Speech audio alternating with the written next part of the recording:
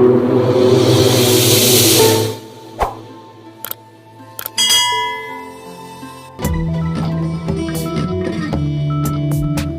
ya Wydad yameagana rasmi na kiungo nyota namba 10 hatari tokea Burkina Faso Stéphane Aziz Ki.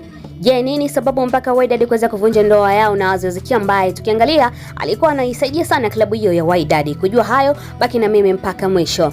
Lakini kikubwa, hakikisha umesubscribe kwa kubonyeza maneno subscribe kisha alama ya kengele. Taarifa kubwa kwenye upande wa sports leo ni hii ya mchezaji star anachezea timu ya taifa ya Burkina Faso ambaye pia aliwahi kukipiga kwa manufaa makubwa sana kwenye klabu ya Yanga kutokea Tanzania. Hapa namuongelea nyota Stéphane Aziz Ki.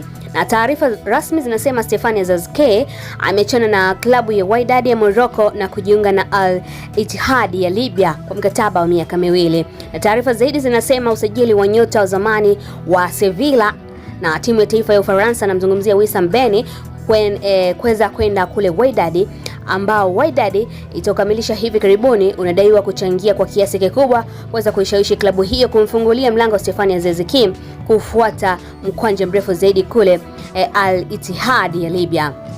Al Ittihad imelipa kitita kirefu cha dola $300,000 ili kuipata saidi ya kiungo huyo wa timu ya taifa ya Burkina Faso. Uhapisho huu umeleta pia fukuto kwa asilimia kubwa ya mashabiki wa Wydad ambao wameonyeshwa kuchukizwa na kitendo cha Ki kuachwa na aweze kuondoka katika klabu yao, ambao kupitia kurasa zao za kijamii wameivamia klabu ya Wydad.